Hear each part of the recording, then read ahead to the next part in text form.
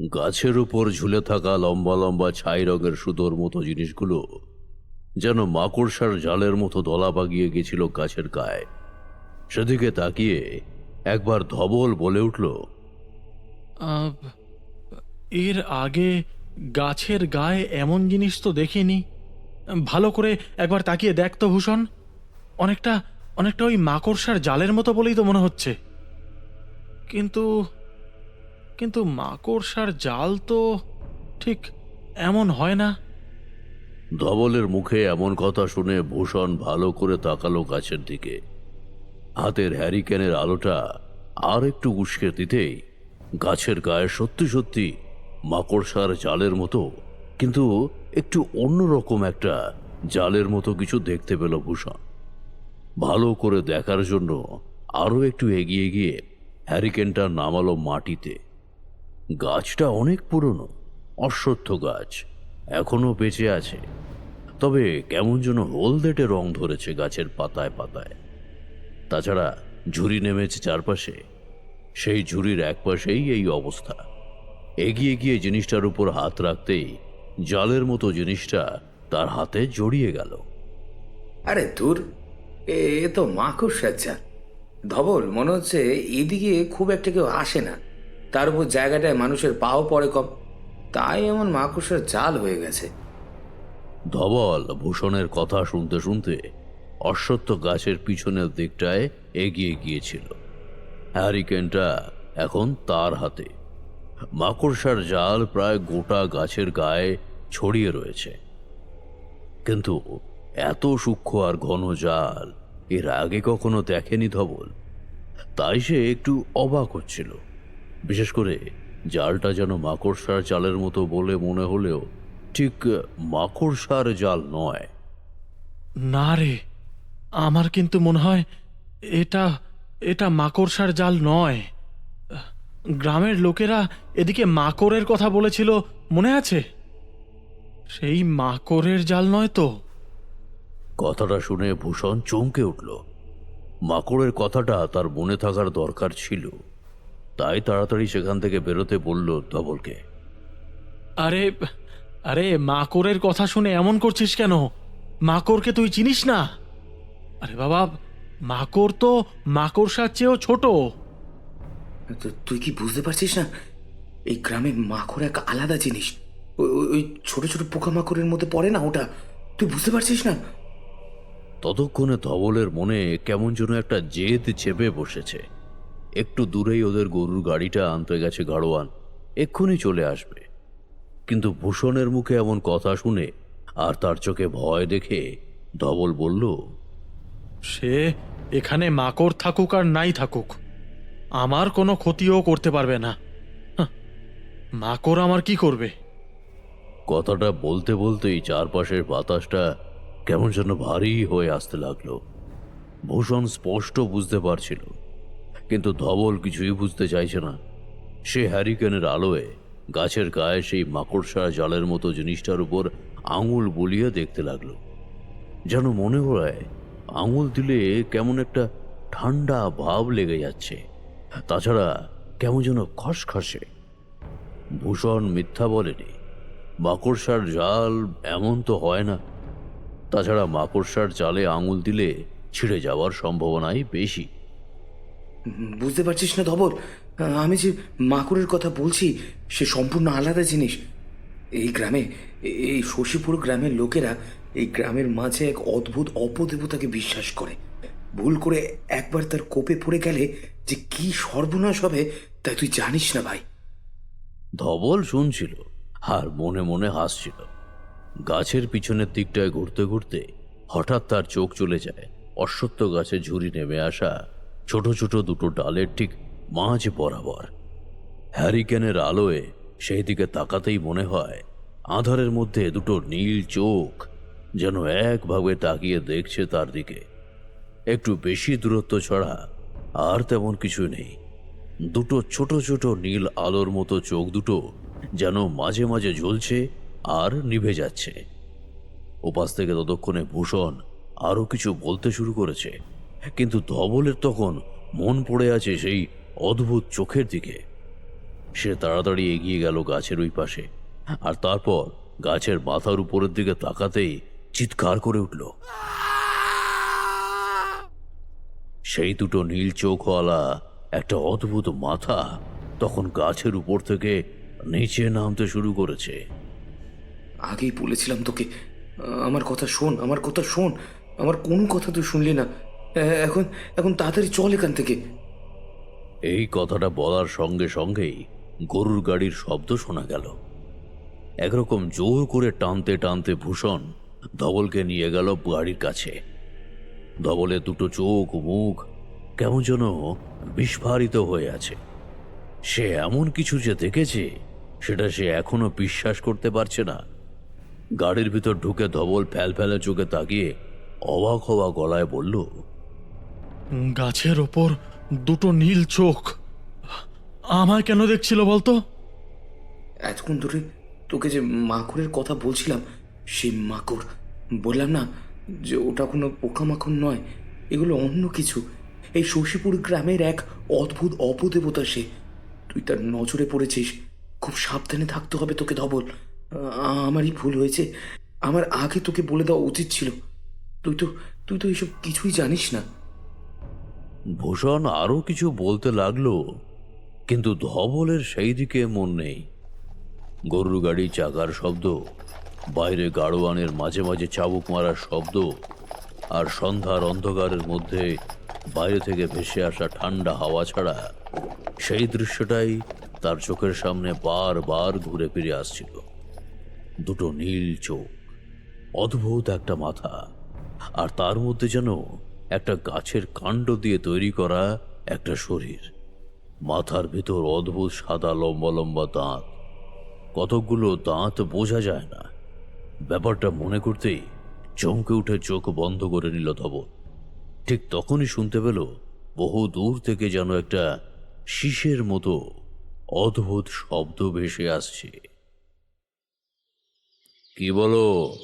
এই তো পুজো এসে গেল। দেখতে দেখতে আর কয়েকদিন পরেই তো দুর্গা পুজো। তা যা বলেছেন, এই যুদ্ধের সময় পুজো পুজো আবহাওয়াটা বোঝা যায় না। তাতে আর কি করা যাবে। তবে পুজোতেও আমাদের শহর যেমন হওয়ার এবারে তেমনই হবে, কিন্তু শুনছি নাকি বৃষ্টি হওয়ার সম্ভাবনা রয়েছে। বৃষ্টি হলেও তাতেই বা কি? বৃষ্টি সে তো ভালো কথা। এ কি বলছেন ঠাকুর মশাই? পুজোয় বৃষ্টি মানে কেউ ঘুরতে বেরোতে পারবে না। সবাই তো সারা বছর এই সময়টারই অপেক্ষা করে থাকে। ও আপনি এসব ছাড়ুন ঠাকুরমশাই, সে যা হবে দেখা যাবে।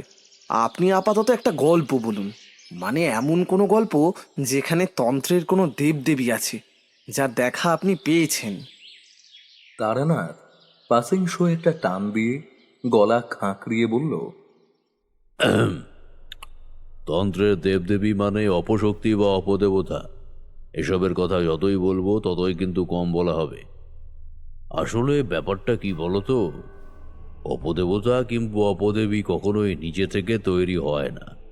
মানুষের মৃত্যুর পর তার আত্মা মুক্ত না হলে অপশক্তিতে পরিণত হয়। তার ক্ষমতা কতটা কম বা বেশি থাকবে তা তার মৃত্যুর উপর নির্ভর করে।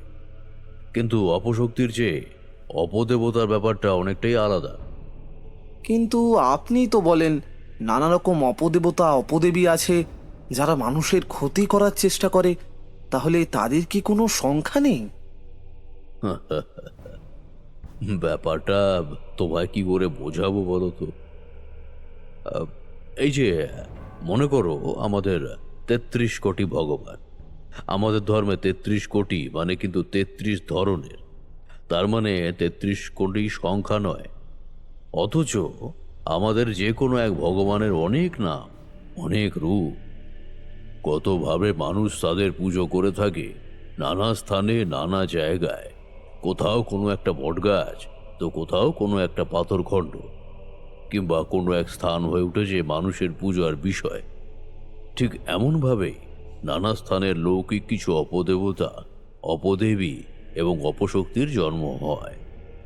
হয়তো সেই স্থান কিংবা তার আশেপাশের কিছু অঞ্চল ছাড়িয়ে অন্য কোথাও চলে গেলে তার ব্যাপারে আর কোনো কিছুই জানা যাবে না। এই সমস্ত লৌকিক অপদেবতা বা স্থানীয় অপদেবতাদের উল্লেখ আসলেই তেমন কোনো তন্ত্রশাস্ত্রে নেই। সেখানকার প্রকৃতি, সেখানকার মানুষ, এসব কিছুর সাহায্যেই এই সমস্ত অপশক্তির জন্ম হয়। অথচ এদের ক্ষমতা কিন্তু নেহাত কম হয় না। তাহলে আপনি বলতে চাইছেন নানা স্থানে এমন অনেক অপদেবতার জন্ম হতে পারে যাদের কথা আমরা জানি না? সেখানকার কিছু লোক ছাড়া এসব কথা কেউ জানে না? একদম ঠিক কথা। এমনই নানা স্থানে এমন অনেক দেবদেবী আছেন যাদের কথা হয়তো আমরা জানিই না, কারণ ওইসব কিছুই মানুষের বিশ্বাস। তারা যাকে বিশ্বাস করে তারই জন্ম দেয়। তোমরা তোমরা বসো, আমি একটু সিগারেটটা খেয়ে নিই। তারপরে বরং আমি তোমাদের এমন একটা গল্প বলবো। তারানাথের মুখে এমন কথা শুনতে পেলে আমরা কিন্তু বেশ খুশি হই। তারানাথ সিগারেটের প্যাকেট থেকে একটা সিগারেট বের করে তাতে অগ্নি সংযোগ করে ধোঁয়ার রিং ছাড়তে লাগলো। আমি আর কিশোরী চুপচাপ বসে রইলাম। বাইরে টিপ টিপ করে বৃষ্টি পড়ছে। আজ সকাল থেকে না, গতকাল থেকে বৃষ্টি শুরু হয়েছে কলকাতার বুকে। কাল অফিস থেকে ফেরার সময় খানিক ভিজে ভিজেই বাড়ি ফিরতে হয়েছে। যদিও ছাতা সঙ্গে ছিল, তবুও এলোমেলো হাওয়ার জন্য খানিকটা ভিজতে হয়েছে। যাই হোক, আজ সকালে যখন কিশোরী এলো তখন তাকে বললাম, আরে কিশোরী, তুমি আজ এলে যে? তোমার না কোথায় যাওয়ার ছিল আজ? যাওয়ার তো কথা ছিল, কিন্তু আজ সকালে একটা ব্যাপার ঘটে গেছে। আমাদের সেই মেস বাড়িতে একজনকে পোকায় কামড়েছে। কোন পোকা কামড়েছে জানা নেই। ভদ্রলোকের নাম অবিনাশ হালদার। ভদ্রলোককে নিয়ে আজ সকাল থেকে আমরা সবাই ব্যস্ত হয়ে পড়েছিলাম। এখন সে মোটামুটি ঠিক আছে, আর তাই ভাবলাম যাওয়া যখন হবেই না, তখন ঠাকুরমশাইয়ের কাছ থেকেই না হয় ঘুরে আসি। কাল সন্ধে থেকে সমানে যেমন টিপটিপ বৃষ্টি শুরু হয়েছে, এমন বৃষ্টি মাথায় নিয়ে অন্য কোথাও যাওয়ার জো আছে নাকি? কিশোরীর কথাটা মিথ্যা নয়। এমন টিপটিপ বৃষ্টির মধ্যে আমরা তারানাথের কাছে যেতে পারি, কিন্তু অন্য কোথাও যেতে যেন কেমন লাগে। পথে নামতেই ট্রাম পেয়ে গেলাম। পুজোর আবহে রাস্তাঘাটে যেন এখন থেকে ভিড় খানিক বেড়েছে। তবে ট্রাম থেকে নেমে কয়েকটা তেলে ভাজা আর এক প্যাকেট পাসিংশো সিগারেট কিনে নিয়ে তারানাথের বাড়িতে এসে যখন পৌঁছলাম, তখন দেখি যে দাওয়ার কাছে বসে পুরনো একটা পুঁথি বার করে মন দিয়ে কি যেন দেখছে তারানাথ। তারপর কিশোরী কথা বলতে বলতে তক্তপোষের উপর বসে। এরপর কথায় কথায় এই অপদেবতার প্রসঙ্গটা উঠে এসেছিল। তারানাথ তার হাতের জ্বলন্ত সিগারেটটা শেষ করে বলল,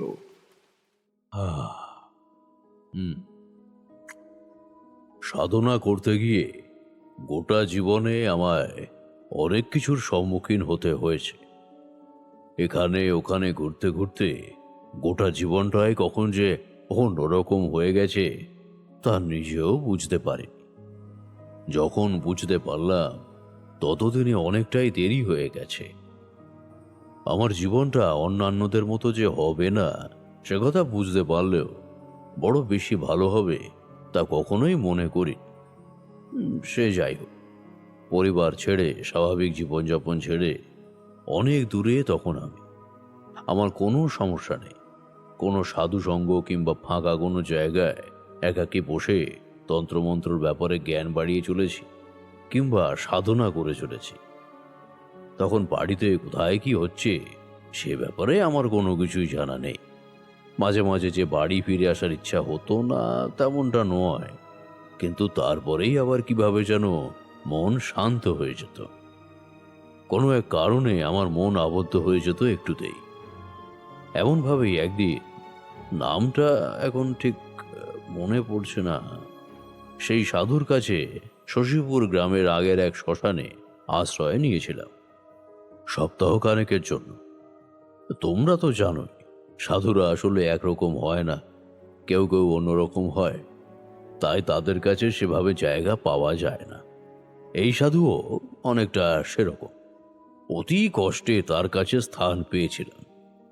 তার কাছে তন্ত্রমন্ত্রের ব্যাপারে কিছু শিখে তারপর সেখান থেকে চলে যাব, এমনটাই ঠিক করেছিলাম। কিন্তু সাধুও বড় চালাক, কোনো কিছুই আগে থেকে সহজে বুঝতে দেন না। অনেক কষ্ট করে 1 সপ্তাহ কাটানোর পর একদিন সকালে মনে হলো, ধুর, দরকার নেই, যেমন ভাবা তেমন কাজ। সেদিন সকালে সাধুকে ছেড়ে রওনা দিয়ে দিলাম গ্রামের উদ্দেশ্যে। হাঁটা পথে প্রায় দুপুরের দিকে গিয়ে পৌঁছালাম শশীপুর গ্রাম থেকে 2 গ্রাম দূরে চাঁপাহাটি বলে একটা গ্রাম। আমি যেখানে গেছি সেখানে একটা গরুর গাড়ি দাঁড়িয়ে রয়েছে।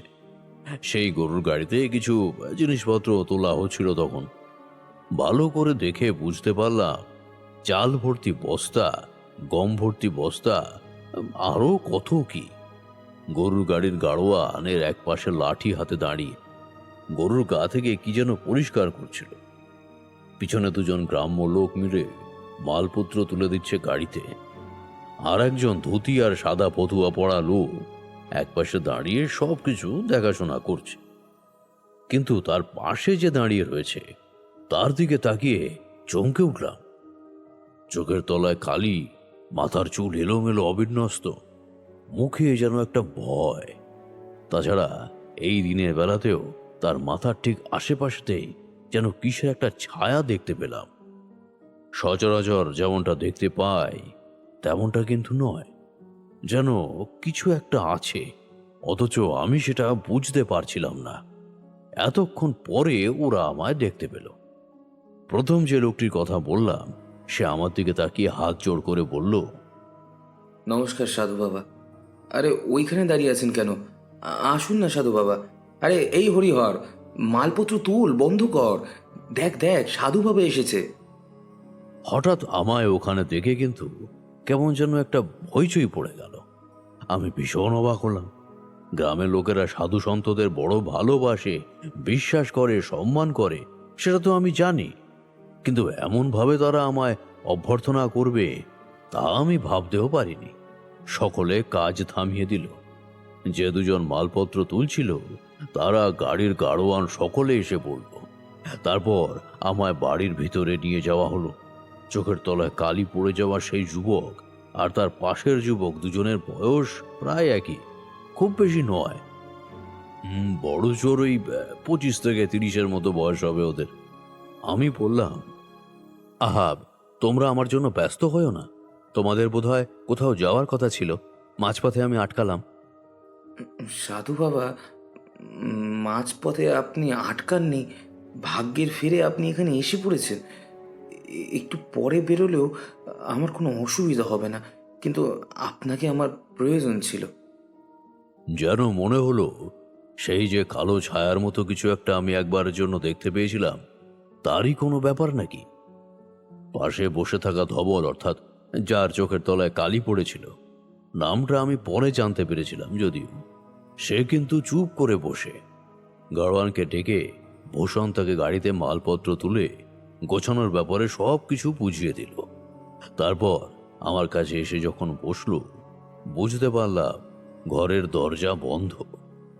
বাইরে জানালা দিয়ে রোদের আলো ঘরে এসে ঢুকেছে। তাছাড়া ঘরের ভিতরটা কেমন যেন আধো অন্ধকার। ভূষণ বলল, সাধু বাবা, আপনাকে পেয়ে যে আমি কি খুশি হয়েছি তা আপনাকে বলে বোঝাতে পারবো না। এই কয়েকদিনে সাধু তান্ত্রিক অনেক কিছুর খোঁজার চেষ্টা করেছি আমি, কিন্তু ভাগ্যের ফেরে কোনো কিছুই খোঁজ পাইনি। ব্যাপারটা কি হয়েছে বলো তো? আপনি আপনি মাকুরের কথা নিশ্চয়ই শুনেছেন সাধু বাবা। মাকুর হলো এমন এক অপদেবতা যার ক্ষমতা অনেক বেশি, আর একবার যার ওপর তার দৃষ্টি পড়ে সে সহজে তাকে ছাড়তে চায় না। আমি অবাক হয়ে গেলাম। এমন কথা কি এর আগে কোথাও শুনেছি? কিন্তু মাকড় বলে সত্যি কি কোনো অপদেবতা আছে এমন তো আমার জানা নেই। সে কথা বলতে এবার পাশে বসে থাকা ধবল বলল, ওই ভুলটাই তো আমিও করেছিলাম সাধু বাবা। আমিও কি আর জানতাম যে মাকড় নামে কোনো অপদেবতা থাকতে পারে। কিন্তু কিন্তু শশীপুর গ্রামে যে এমন একটা ব্যাপার আছে তা কে জানতো? সব বুঝতে পারছি, বুঝলে, গভীর একটা সমস্যা রয়েছে। তবে সব সমস্যারই তো সমাধান রয়েছে। তোমরা বরং একটা কাজ করো, তোমরা আমায় খুলে বলো তো আসলে কি হয়েছে, যদি আমি তোমাদের কোনো সাহায্য করতে পারি। এবারে আর ভূষণ নয়, তার পাশে বসে থাকা ধবল কথা বলল। ওখানে ওখানে আমরা গিয়েছিলাম প্রায় সপ্তাহখানেক আগে সাধু বাবা। তখন সেখানে একটা ব্যাপার ঘটেছিল, সে কথা আপনাকে পরে বলছি। ওইখানে ওইখানে এক অশ্বত্থ গাছের উপরে আমি নীল রঙের দুটো চোখ দেখতে পেয়েছিলাম। ভূষণ বলল ওটা নাকি মাকড়, এমন কিছুই মনে হয়েছিল। সেখান থেকে তখনই আমরা গরুর গাড়িতে করে ফিরে এসেছিলাম বটে, কিন্তু কিন্তু তারপর থেকে যেন আমার জীবনটা পুরো বদলে গেল সাধু বাবা। সাধু বাবা, সাধু বাবা, আপনি আমায় বাঁচান, বাঁচান আপনি আমায়।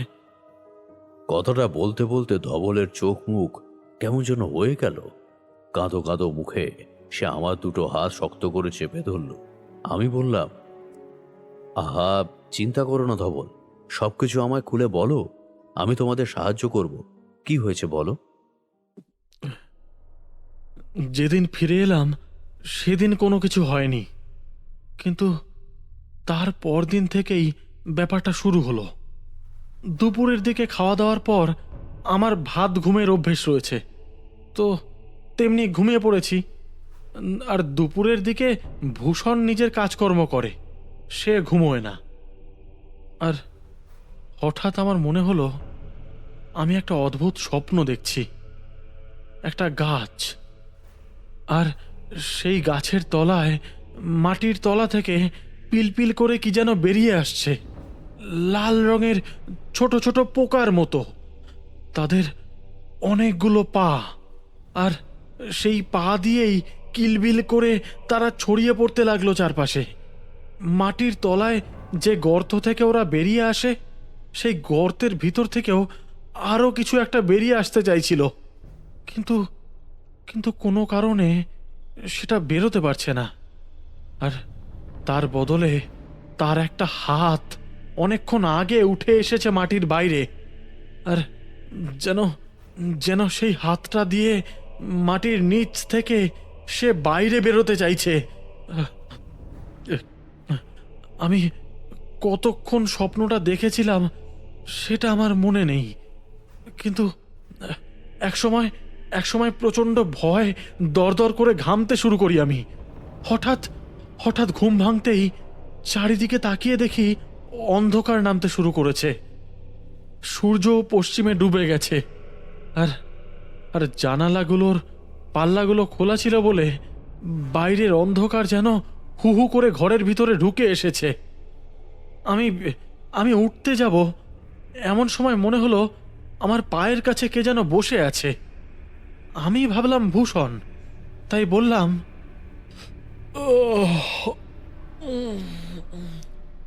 কে? ভূষণ?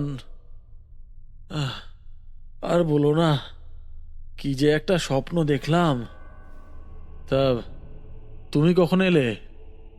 কিন্তু কিন্তু ভূষণ আমার কোনো কথায় সাড়া দিল না। আমি অবাক হয়ে গেলাম, ভূষণ কোনো কথা বলছে না কেন? অন্ধকার হয়ে আছে বলে আমি ভালো করে মুখটাও দেখতে পাচ্ছি না। আর তাছাড়া ঘুমের ঘোর আমার তখনও ভালোভাবে কাটেনি। তারপর আমি ভালো করে উঠে বসে চোখ মুখ মুছতেই বিদ্যুতের চমকের মতো একটা কথা আমার মনে পড়ে গেল। এই যে এই ঘরটা আপনি দেখেছেন, এই ঘরেই আমি শুয়েছিলাম। ঘরের দরজা ভিতর থেকে ছিটকিনি দেওয়া ছিল, তা সেই ছিটকিনি না খুলে ভিতরেও কি করে ঢুকলো? আর এই কথাটা মনে হওয়ার সঙ্গে সঙ্গেই দেখি সেই মূর্তিটা ততক্ষণে উঠে দাঁড়িয়েছে। এতক্ষণ সে আমার দিকে পিছন ফিরেছিল, আর এইবার সে আমার দিকে ঘোরার সঙ্গে সঙ্গেই দেখতে পেলাম সেই দুটো চোখ, নীল চোখ, যেটা যেটা শশীপুর গ্রামের সেই গাছের উপরে দেখতে পেয়েছিলাম সাধু বাবা। আর আর ভয়ে আতঙ্কে আমার গোটা শরীরটা তখন পাথরের মতো হয়ে গেছে। এমনিতেই এমনিতেই সেদিন ভয় পেয়েছিলাম, আর তার উপর সেই শব্দটা আবার শুনতে পেলাম। কোন শব্দটা? মাকড় তো কথা বলে না, তবে ডাকে। তার মুখ থেকে একটা একটা অদ্ভুত শব্দ শোনা যায়, ঠিক সাপের হিসির শব্দ, আর তার সঙ্গে একটা বাঁশির শব্দের মতো মিলিত শব্দ যেন তার মুখ থেকে বেরিয়ে আসে। আর আর ওই শব্দ একবার যে শুনতে পায়, তার পিছনেই পড়ে যায় ওই মাকড়। এত সহজে তাকে সে ছাড়ে না। ধবল, এবার যে আমায় বেরোতে হবে, না হলে অনেক দেরি হয়ে যাবে। এখন বেরিয়ে পড়লে মালপত্র দিয়ে আমি আবার সন্ধ্যার আগে আগেই চলে আসতে পারবো। সাধু বাবা তো রইলই, সাধু বাবাকে সমস্ত কথা তুমি খুলে বলো। এরপর ভূষণ চলে গেল। গাড়ির গাড়োয়ান এবং তার সঙ্গে মালপত্র তুলে দেওয়ার দুজন আমার কাছে এসে আবার নমস্কার করল। গাড়োয়ান গাড়ি নিয়ে চলে যেতেই হরিহর আর মাধব গ্রামের দুজন লোক তাদের বাড়ির দিকে চলে গেল। ধবল বলল, এটা এটা ভূষণেরই বাড়ি। আমি তো এখানে থাকতাম না, বছরখানেক হলো এখানে এসে রয়েছি। 3 দিনের জ্বরে ভূষণের বাবা মা একসঙ্গে মারা যাওয়ার পর থেকে সে একা থাকতে চায় না। দেখছেন তো সবকিছু। এখানে বাড়িটার একটা বর্ণনা দেওয়া দরকার, কারণ এইটা পরে প্রয়োজন হবে। মাটির দেওয়াল, তবে শক্তপোক্ত। ঘরের জানালা দরজা সব কিছু কাঠের। ঘরের ভিতরটা সুন্দর করে সাজানো, বিছানাপত্র, একটা আলপনা, দেওয়ালে আয়না, সব কিছু রয়েছে। পাশাপাশি দুটো বড় ঘর, একটা বারান্দার সামনের দিক দিয়ে একদম বাড়ির আশপাশটা ধরে পিছন পর্যন্ত চলে গেছে। ঠিক পিছনের দিকটায় একটা ছোট রান্নাঘর, আর তার পাশে একটা ছোট ঘর। এখানে ওই জিনিসপত্র থাকে, যে সমস্ত ধান, গম, এটা ওটা চালান করে ভূষণ, সেই সব কিছু। বাড়ির পিছনের দিকে কলঘরের ব্যবস্থা। ভূষণ চলে যেতেই মনে হলো বড্ড খিদে পেয়েছে। সে কথা ধবল আমায় নিজেই বলল, তারপর আমায় খেতে দিল। তার একটু আগেই ভূষণের খাওয়া হয়ে গেছে। ডাল, ভাত, একটা তরকারি, কোনো মতে খাওয়া দাওয়া করে কিন্তু বেশ শান্তি পেলাম। ধবলের সঙ্গে গিয়ে বসলাম তার ঘরে। মেঝের উপর লম্বা চাটাই বিছিয়ে দেওয়া হলো বাইরে। রোদের তাপ সামান্য হয়েছে, তবে ঘরের ভিতরেই ভালো। বাইরে এলে আরো গরম লাগবে। ধবল হাত পাখা দিয়ে নিজে হাওয়া খেতে লাগলো, আর আমাকেও হাওয়া দিতে লাগলো। আর এভাবেই আবার বলতে লাগলো, আমি তো আতঙ্কে প্রায় চুপ হয়ে গেছি। আর সেই নীল দুটো চোখ, আর তার সঙ্গে সেই শব্দটা আস্তে আস্তে এক পা করে আমার দিকে এগিয়ে আসছিল। মনে হলো ঘরের ভিতরটা প্রচণ্ড ঠান্ডা হয়ে গেছে। চিৎকার করে যে ভূষণকে ডাকবো, তাও করতে পারছি না। গলা থেকে কোনো শব্দ বের হচ্ছে না। লক্ষ্য করলাম ঘরের জানালাটা খোলা। তার মানে এই মাকড় আমার ঘরে এসেছে জানলা দিয়ে। আর তখনও সে কিন্তু সেই একইভাবে আমার দিকে এগিয়ে আসছে। নীল দুটো চোখ, আর মুখের ভেতর অজস্র সাদা সাদা দাঁত আমি দেখতে পাচ্ছি। বাকি আর কিছুই ওই আলো আঁধারির মধ্যে ভালো করে দেখা সম্ভব নয়।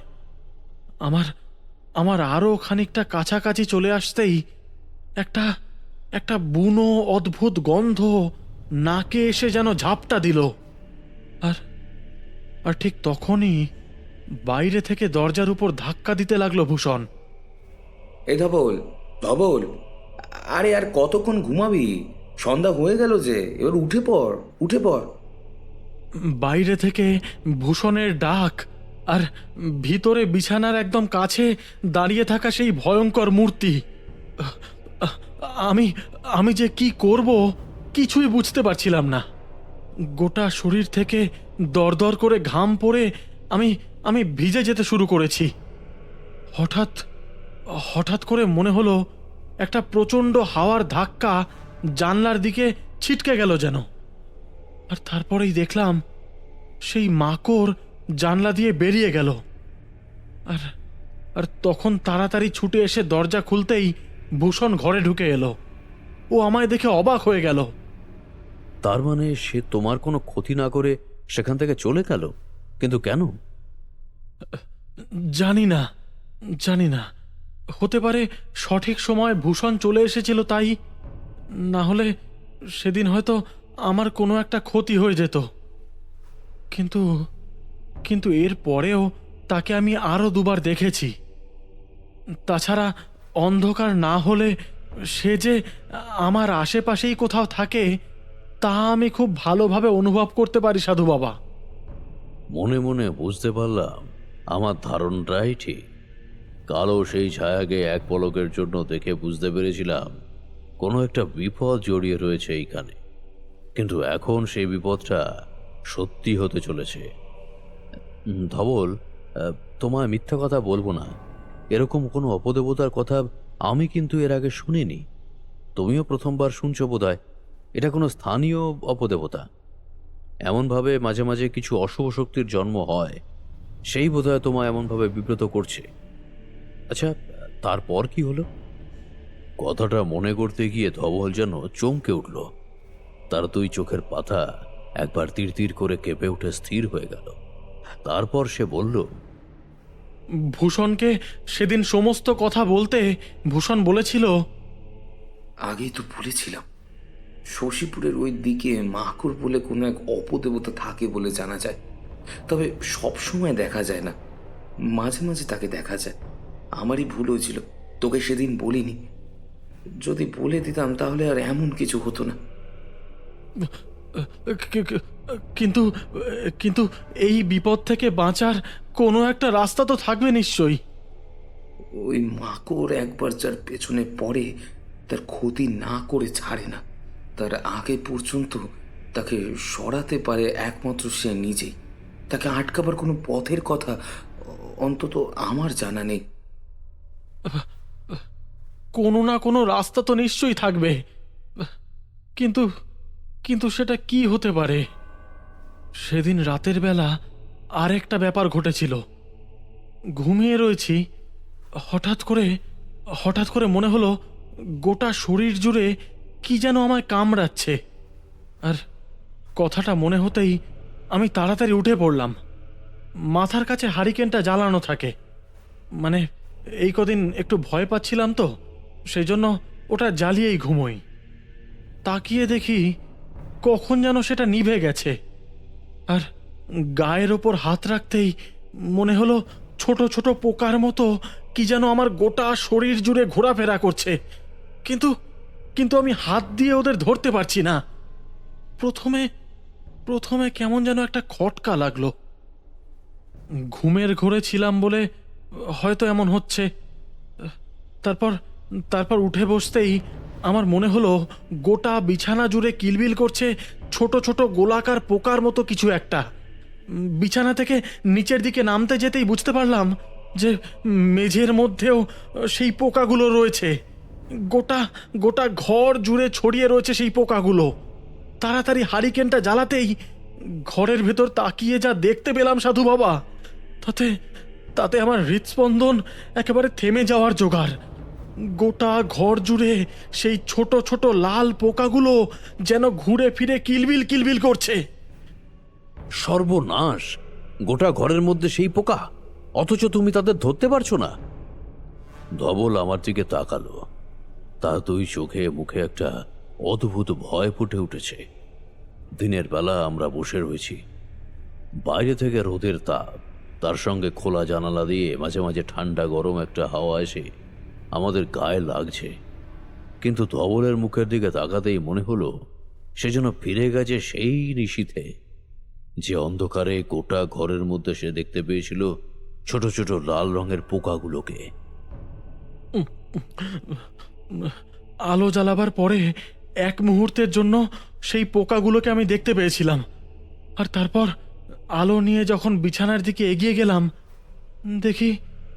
দেখি গোটা বিছানা ফাঁকা হয়ে গেছে। আলোর চৌহদ্দি যতটুকু, ঠিক ততটুকুর মধ্যে সেই পোকাগুলোকে দেখা না গেলেও তার বাইরে অন্ধকারের মধ্যে ওরা যেন রয়েছে, সেটা আমি বুঝতে পারছি। সেই রাতে আর ভূষণকে ডাকলাম না, যতটা সম্ভব আলো বাড়িয়ে বাকি রাতটা জেগেই রইলাম। তারপর তারপর কখন যে ভোরবেলার দিকে ঘুমিয়ে পড়েছিলাম মনে নেই। উঠে তাকিয়ে দেখি যে রোদের আলো জানলার ভিতর দিয়ে ঘরের ভিতরে ঢুকে পড়েছে, আর তখন তখন কোথাও কিচ্ছু নেই। তারপর আরও একবার আমি দেখেছিলাম এমনই কিছু একটা। থাক, সেটা পরে বলবো। সাধু বাবা, আপনি তো আছেন, ভূষণ ফিরে আসুক, না হলে আপনি ভাববেন আমি শুধু এক কথাই বলে চলেছি। আমার নিজেরও ভালো লাগে না, কিন্তু কিন্তু বুঝতেই তো পারছেন, রাতে আমি ভালো করে ঘুমোতে পারি না। রাতের অন্ধকারে ঘর থেকে বাইরে বেরোতেও পারি না। বারবার মনে হয় বাইরে বের হলেই এই মাকড় আমাকে ধরে নিয়ে যাবে।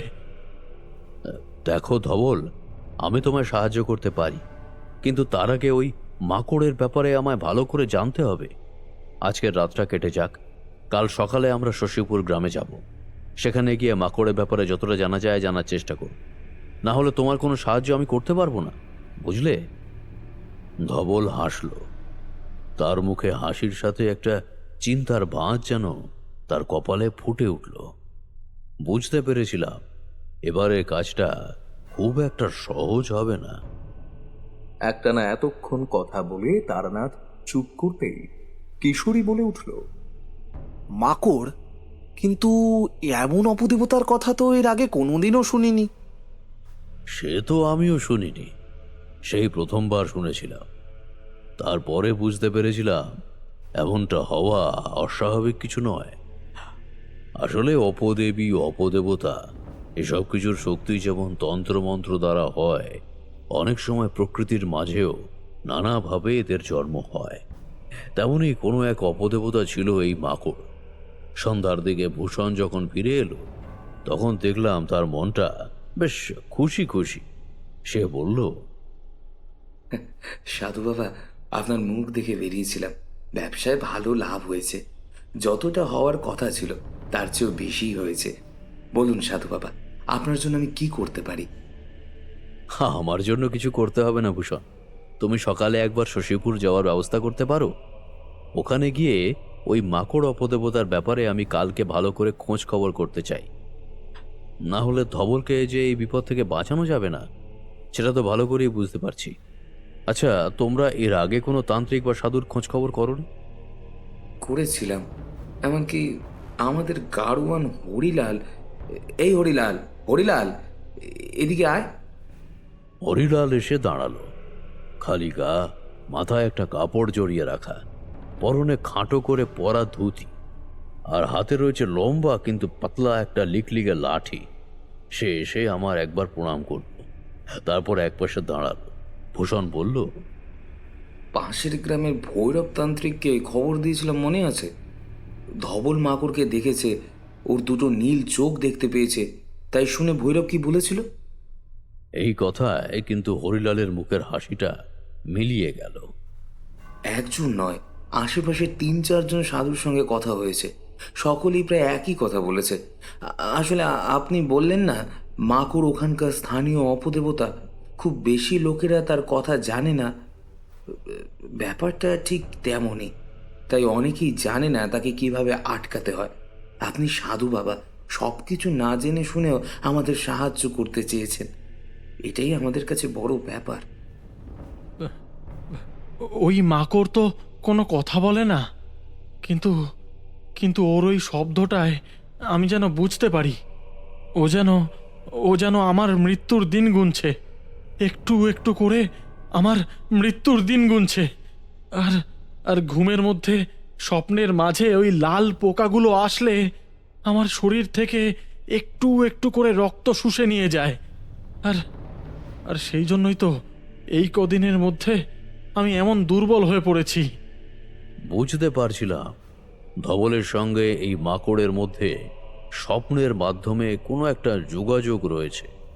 ভূষণ বলল, আপনি যখন বলছেন সাধু বাবা, কাল সকালে এই শশীপুর গ্রামে যাওয়ার ব্যবস্থা আমি করছি। হরিলাল কাল সকাল সকাল গাড়ি নিয়ে চলে আসবে। সাধু বাবা, ধবলকে নিয়ে আমরা শশীপুর গ্রামের সেই অশ্বত্থ তলায় যাব। আর তাছাড়া ওই গ্রামে গিয়ে একজন মাকুরের ব্যাপারে অনেক কিছু জানে বলেছিলি না?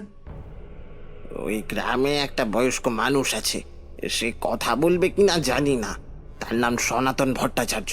সেই সনাতন একবার আমায় কথায় কথায় বলেছিল মাকড়ের কথা। এই কেমন করে তার জন্ম, কেন সে এই গ্রামে থাকে, এইসব আমি মুক্কু সুক্কু মানুষ, এত সব মনে থাকে না। আপনাদের নিয়ে যাব তার কাছে। হরিলাল আর দাঁড়ালো না। তার নাকি কিসের কাজ রয়েছে। ভূষণ হাত মুখ ধুয়ে এসেছিল। একটু পরেই আমরা রাতের খাওয়া দাওয়া করে ফেললাম। তারপর একটা ঘরে আমি আর একটা ঘরে ভূষণ এবং ধবল ঘুমোতে গেল। ভূষণকে বললাম, দেখো ভূষণ, ধবলের সরাসরি কোনো ক্ষতি ওই মাকড় করবে না। ও একটু একটু করে তার শরীর থেকে রক্ত চুষে নিতে চায়, তাহলে সে একটু একটু করেই মরবে। রাতের বেলা যদি কোনো কিছু হয় তাহলে তুমি শুধু চুপ করে সবকিছু দেখে যাবে। ধবলের প্রাণ সংশয় না হওয়া পর্যন্ত আটকাবার কথা ভাববে না, কেমন? এই আপনি কি বলছেন? আমার চোখের সামনে এসব কিছু ঘটে যাবে আর আমি চুপ করে দেখব? আহা, তুমি বুঝতে পারছো না। তোমার চোখের সামনে কোনো কিছু ঘটলে তুমি চুপ করে থাকতে পারবে না, সেটা আমি জানি। কিন্তু ধবলের জীবন অবসান এইভাবে হবে না। আমি দেখতে চাই আসলে রাতের বেলা ঠিক কি হয়। সেইটাই তুমি জেনে আমায় বলবে। তাহলে কাল শশীপুরে গিয়ে আমরা কিছু একটা করতে পারবো। এইবার আমার কথায় সামান্য রাজি হলো ভূষণ। আমি বুঝতে পারলাম ধবলের কোনো ক্ষতি হোক সেটা সে চায় না। সেটা তো স্বাভাবিক, আমিও তো সেটা চাই না।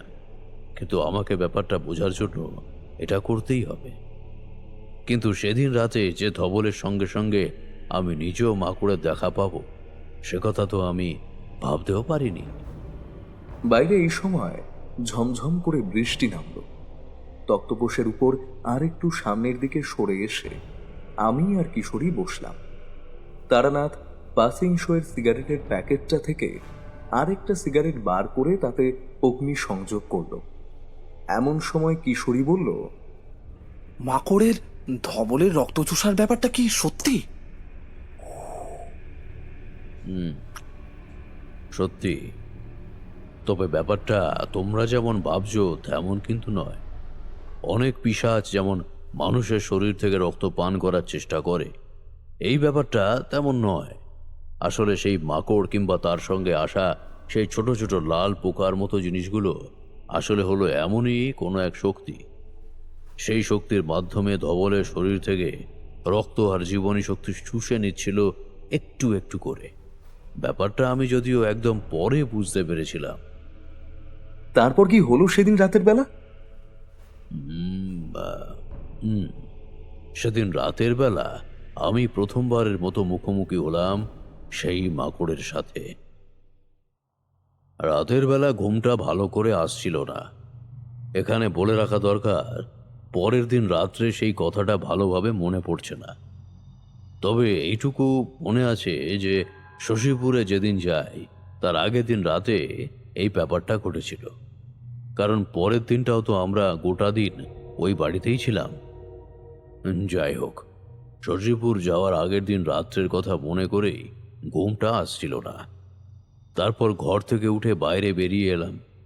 মাটির বারান্দাটা থেকে উঠোনের কাছে নেমেছি। রাতের দিকে এই সময় মাঝে মাঝে ঠান্ডা বাতাস এসে গায়ে লাগে। মাকড়ের কথা, ধবলের কথা এসব কিছু ভুলে গিয়েছিলাম। আকাশে চাঁদ উঠেছে গোল থালার মতো, যেন রূপোর একটা থালাকে কেউ ধরে বেঁধে আকাশের এক প্রান্তে ছবির মতো ঝুলিয়ে রেখেছে। আর তা থেকে সাদা আলো বিচ্ছুরিত হয়ে জ্যোৎস্নার আলো চারিদিকে ভরিয়ে দিচ্ছে। উঠোনের কাছে নেমে কখন যে উঠোনের কাছটা ঘুরতে ঘুরতে গ্রামের পথের কাছাকাছি চলে গেছি ভালোভাবে মনে পড়ে না। একটা ঘোরের মধ্যে ছিলাম, তবে খারাপ কিছু নয়। রাতে জ্যোৎস্নায় আলোকিত প্রকৃতির মধ্যে যে এক অদ্ভুত মোহময় আচ্ছন্নতা রয়েছে তা বুঝতে পেরেছিলাম। ফিরে এসে ঘরে ঢুকতেই যাব এমন সময় মনে হলো বাড়ির পিছনের দিকে, অর্থাৎ বড় বড় ঘরগুলোর পিছনের দিকে যে বারান্দা রয়েছে সেদিকটা নয়, আগেই তো বলেছি বাড়ির পিছনের দিকটা বারান্দাটা ঘুরে গেছে, কিন্তু একটা দিক ফাঁকা, আর সেই দিকেই একটা ঘরে ধবল রয়েছে। সেই ঘরের একপাশে জানালা, এই জানালা দিয়ে পিছনে বারান্দার দিকটা দেখা যায়। জানালার কাছে কালো মতো কিছু যেন একটা দাঁড়িয়ে রয়েছে। চাঁদের আলোটা জানালার আশপাশ পর্যন্ত আলো ছড়িয়ে দিয়েছে, কিন্তু জানালার উপরে এসে পড়তে পারেনি। আর মূর্তিটা জানালার গড়ার ধরে একদম তার গা ঘেঁষে দাঁড়িয়ে রয়েছে। আমি আরেকটু সামনের দিকে এগোতেই একটা তীব্র শীষ আর সাপের হিসিসানি শব্দের মতো মিলিত একটা শব্দ শুনতে পেলাম। ছায়া মূর্তিটা যেটা দাঁড়িয়ে রয়েছে মানুষের চেয়ে একটু লম্বা হবে। জানালার গড়াদের ভিতর থেকে সে মুখটা ভেতরে ঢুকিয়ে একইভাবে শব্দ করে চলেছে। কিন্তু এগুলো কি?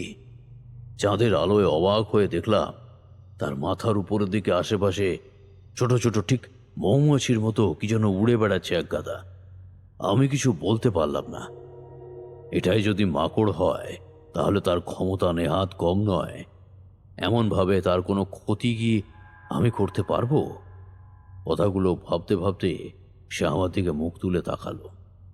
সঙ্গে সঙ্গে সেই শীষের তীব্র শব্দটা শুনতে পেলাম, আর দেখতে পেলাম এক ভয়ানক দৃশ্য।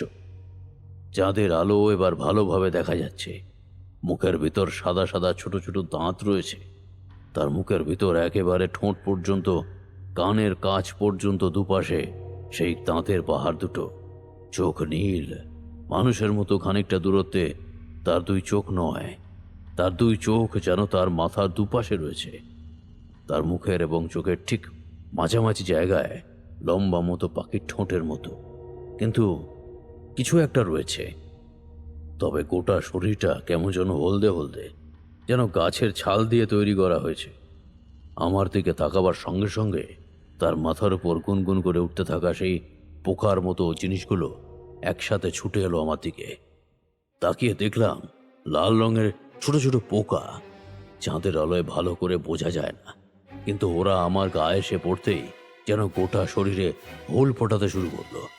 হাত দিয়ে ধরতে গেলাম, কিন্তু অবাক কাণ্ড, হাতে আমি কোনো কিছু ধরতে পারছি না, অথচ তীব্রভাবে ওরা আমায় কামড়ে চলেছে।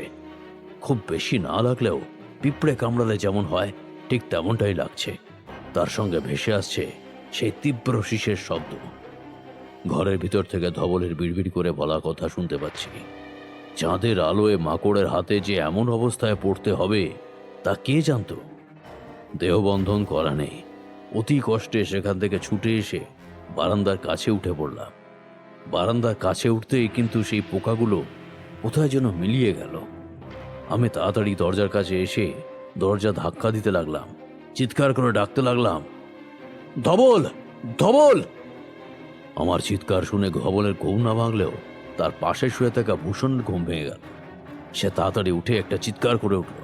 তার চিৎকারের শব্দটা শুনতে পেয়ে আমি পাথরের মতো দাঁড়িয়ে পড়লাম। তারপরেই দরজা খুলতেই ভূষণের আতঙ্ক ভরা মুখে শুনতে পেলাম, আর একটু হলে সর্বনাশ হয়ে যাচ্ছিল সাধু বাবা। দু হাতে ধবল নিজেই নিজের গলা টিপে ধরেছিল আর হা করে মুখ থেকে কিছু একটা বার করার চেষ্টা করছিল।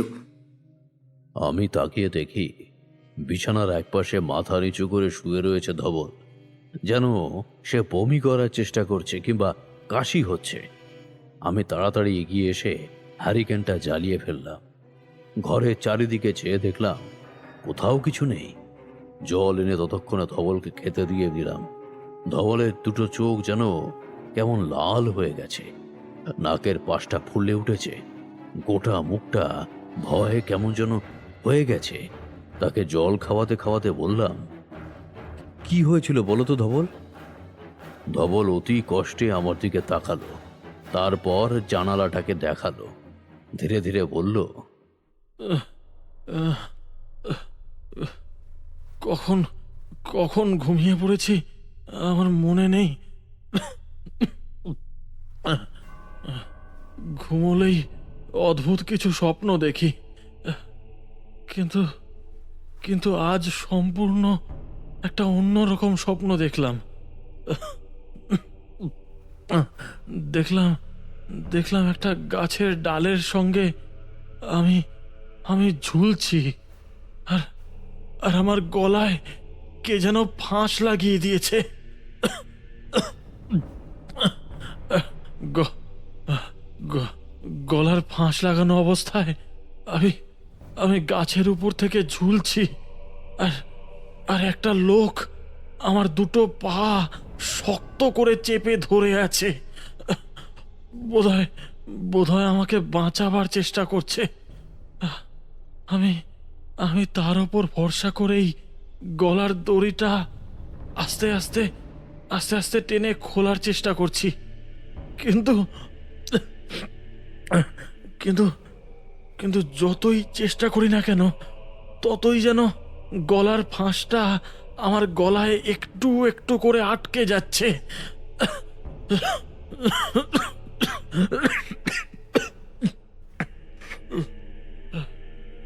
ধবলকে আর কিছু বলতে দিলাম না। বুঝতে পারলাম সেই কারণেই সে হাত দিয়ে গলাটা চেপে কিছু একটা করার চেষ্টা করেছিল। বললাম, তাহলে বমি হলো কেন? এবারে যে কথাটা বলল ধবল, তা শুনে আমি আর ভূষণ দুজনেই অবাক হয়ে গেলাম। ওই পোকাগুলো আমার মুখের ভিতরে ঢুকে পড়েছিল, তবে তবে সেটা স্বপ্নের মধ্যে নয়। সাধু বাবা, আমি জেগে জেগেই দেখলাম ও দাঁড়িয়ে আছে, ও জানলাতে দাঁড়িয়ে আছে, আর আর ওই পোকাগুলো ছুটে এসে আমার নাকের মুখের ভিতর দিয়ে ঢুকছে। আর তখনই তো আপনার ডাক শুনতে পেলাম, আর কোনো রকমে একটা লাথি দিয়ে ভূষণকে ঠেলে তুললাম। আপনার ডাকে ঘুমটা ভাঙলো, আর ঘুমটা ভাঙতেই দেখলাম ধবল নিজের গলা টেপার চেষ্টা করছে। আসলে ও কথা বলতে পারছিল না, তাই পা নাড়িয়ে আমায় জাগাবার চেষ্টা করছিল।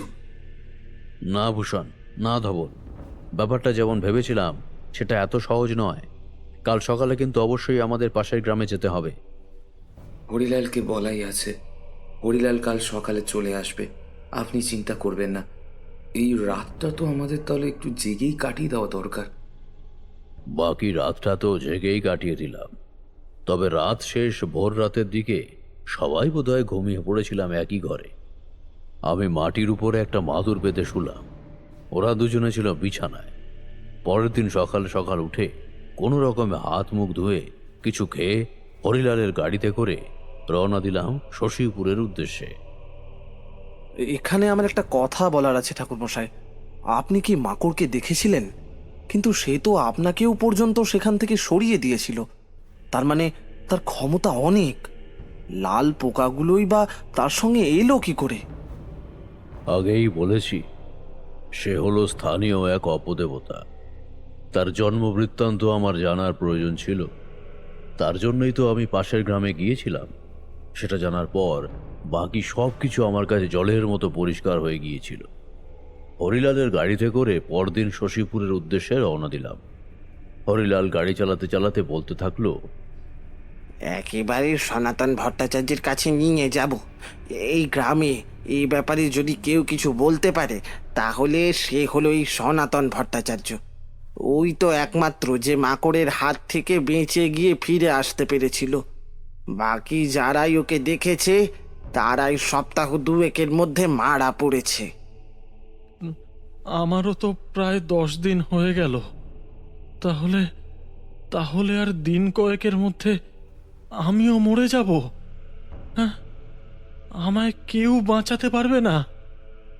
ওসব কথা মুখেও আনবে না ধবল। আমি যতক্ষণ আছি ততক্ষণ চেষ্টা করে যাব তোমায় বাঁচানোর। সনাতন ভট্টাচার্যের সঙ্গে একবার তো কথা বলে দেখি সে কি বলে, তারপর না হয়। সনাতন ভট্টাচার্য ভালো করে আমাদের দিকে তাকিয়ে দেখলেন কিছুক্ষণ। বৃদ্ধ মানুষ, মাথার সমস্ত চুল প্রায় সাদা হয়ে গেছে, মুখে সাদা দাড়ির চঙ্গল।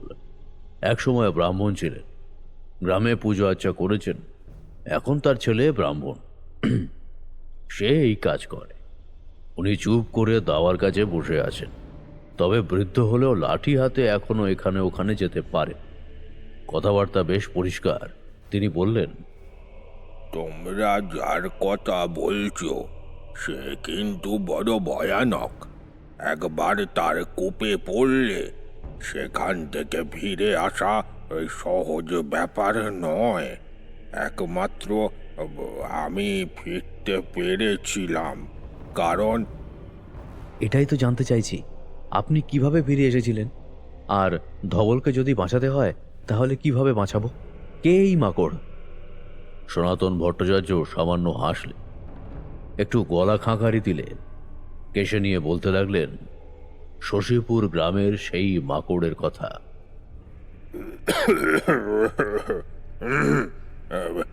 শশীপুর আগে এমন ছিল না।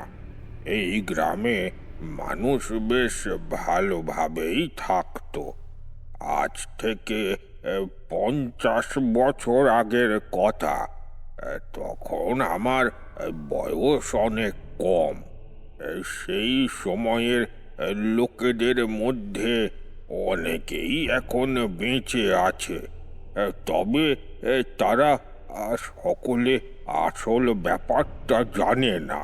আমি জানি এর কারণ আমার বাবার জন্য। তখন এই গ্রামে একবার এক সাধু এসেছিল। ওই যে গ্রামের শেষে যে অশ্বত্থ গাছ আছে, তার আশেপাশে অনেকে মাকড়কে দেখতে পায়। এই গাছের কাছেই তার বাস ছিল। সাধু বাবা কিন্তু ভালো ছিল, অনেকের সাহায্য করত, কিন্তু এর মাঝে সাধু বাবার একটা নিয়ম ছিল। তার যদি মনে হয় সে কাউকে সাহায্য করবে না, সে তাকে জোর করেও তাকে দিয়ে সেই কাজ করাতে পারবে না। বিশেষ করে দেখা যেত যে সমস্ত মানুষ ওই অসৎ উদ্দেশ্য নিয়ে সাধু বাবার কাছে আসে, কিংবা যারা কোনো কর্মের কর্মফল পেয়েছে, তাদের সাধু বাবা সাহায্য করতো না। আমাদের গ্রামে এক গৃহস্থ চাষির পরিবার ছিল তখন, রাধাকান্ত বিশ্বাসের পরিবার। রাধাকান্তর ছেলে একদিন প্রবল অসুখে পড়তেই তার বউ যখন তার ছেলেকে নিয়ে এই সাধু বাবার কাছে গেল, ওই সাধু বাবা বলল, এ হলো পাপের ফল। বাপের অন্যায়ের শাস্তি তার ছেলে পাচ্ছে। আমি এতে কিছু করতে পারবো না। এর প্রতিদান না হলে আমায় ভুগতে হবে। সাধু বাবা, আপনি আবার বলবেন না। আমার ছেলেটা যে জ্বরে পুড়ে যাচ্ছে, ও তো এবার মরেই যাবে। অন্য কারোর অন্যায়ের ফল আমার ছেলেটা কেন পাবে? আপনি দয়া করে ওকে সুস্থ করে দিন সাধু বাবা। অন্যায় কাজে শুধুমাত্র যে অন্যায় করে তার দোষ থাকে না, তার পরিবার যদি থাকে আর সেই অন্যায় কাজ করা থেকে তাকে বাধা না দেয়, তাহলে তাদেরও দোষ থাকে। তুমি তাকে কখনোই আটকাওনি, তোমার গোটা পরিবারও তাকে আটকায়নি, কারণ সে অন্যায় কাজ করে বলেই তোমাদের সুখী করেছে। তাই অন্যায় কাজের দ্বারা সৃষ্ট সম্পদের সুখ যখন তোমরা গ্রহণ করেছো, তখন তার অন্যায়ের ফলও তোমাদের গ্রহণ করতে হবে। এইবারের মতো ক্ষমা করে দিন সাধু বাবা। আপনি সব ঠিক করে দিন। আমি এরপর থেকে সব কিছু ঠিক করব, সব কিছু।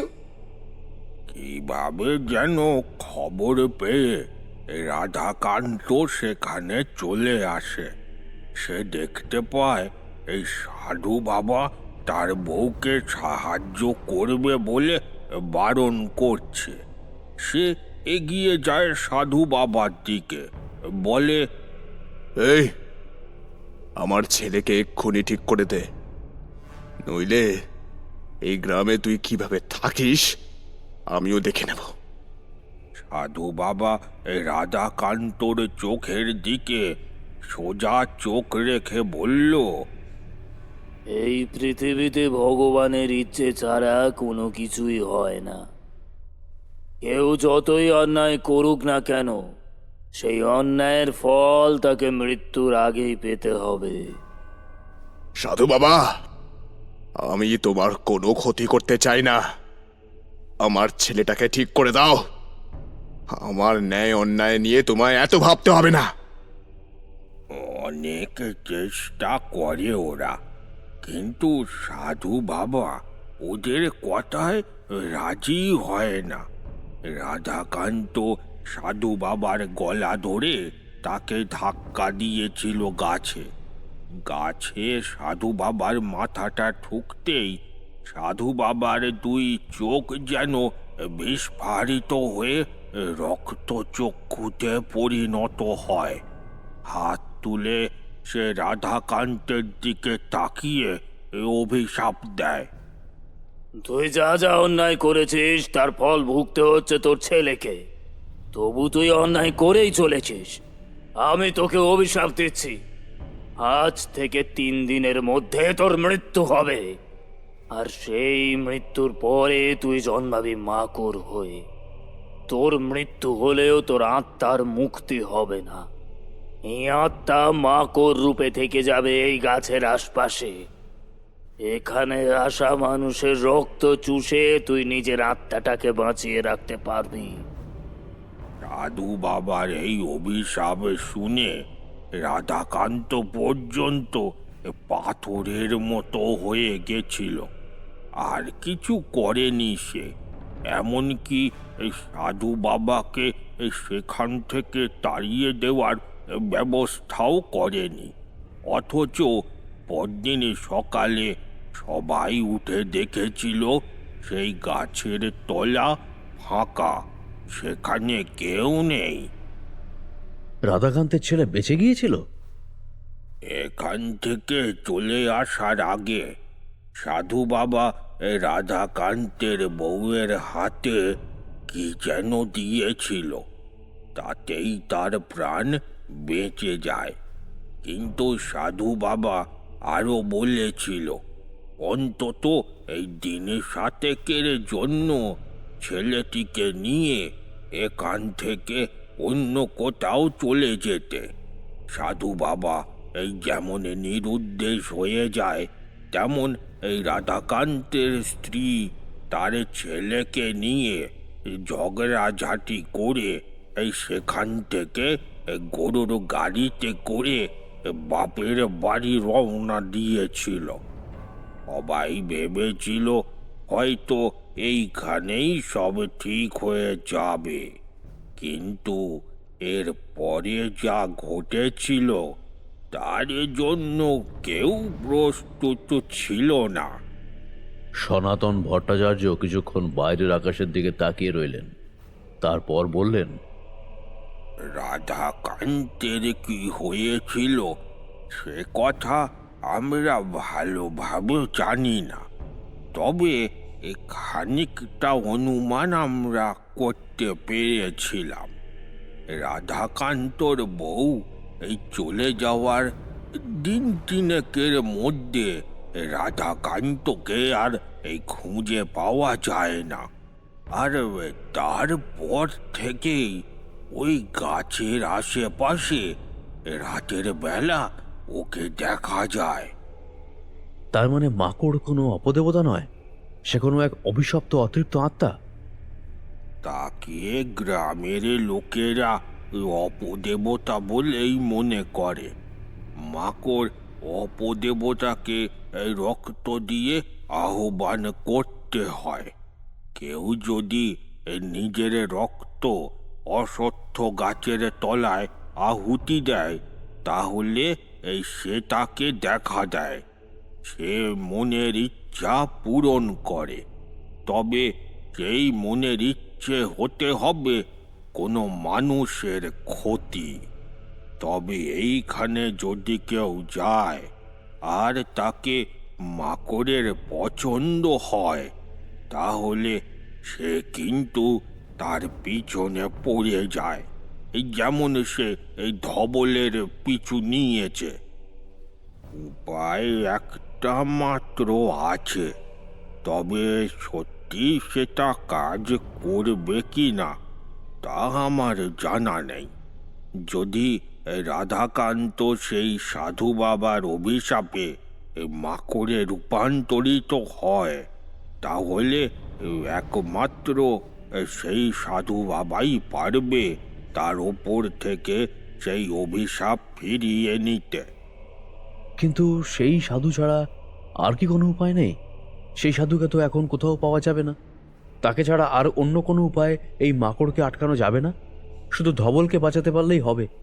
এই অপশক্তিকে যে পুরোপুরি ধ্বংস করা সম্ভব নয়, এটা কিন্তু আমি নিজেও বুঝতে পারছি। কিন্তু ধবলকে কিভাবে বাঁচাবো?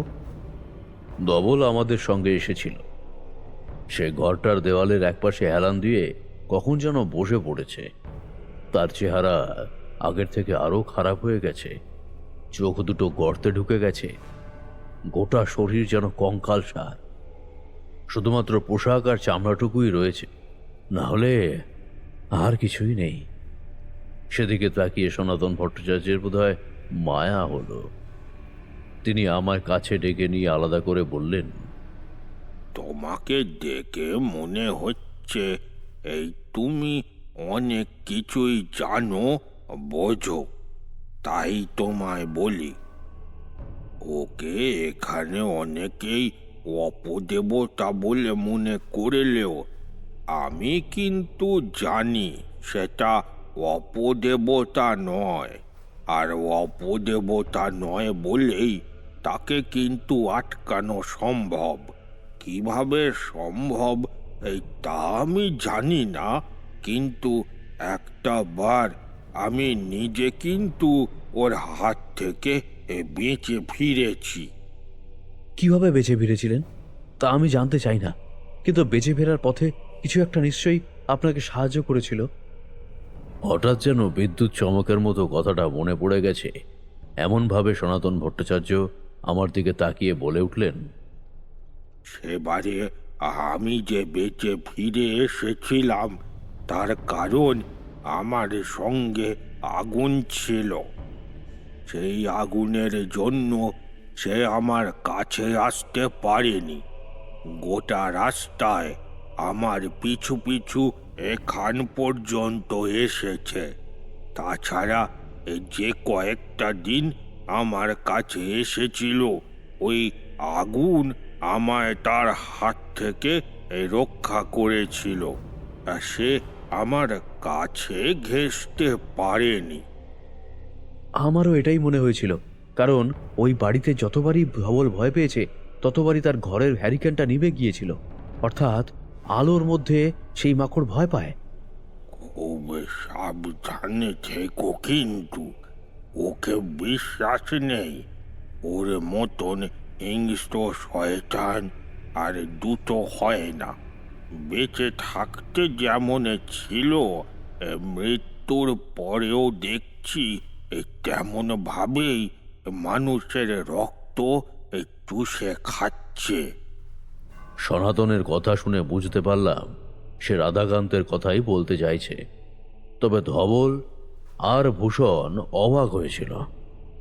আমি সনাতন ভট্টাচার্যের সঙ্গে আলাদা করে কথা বলছি বলেই হয়তো। একটু পরেই সনাতন ভট্টাচার্যকে বিদায় জানিয়ে আমরা বেরিয়ে এলাম। হরিলাল এগিয়ে গাড়িতে উঠতে যাচ্ছিল।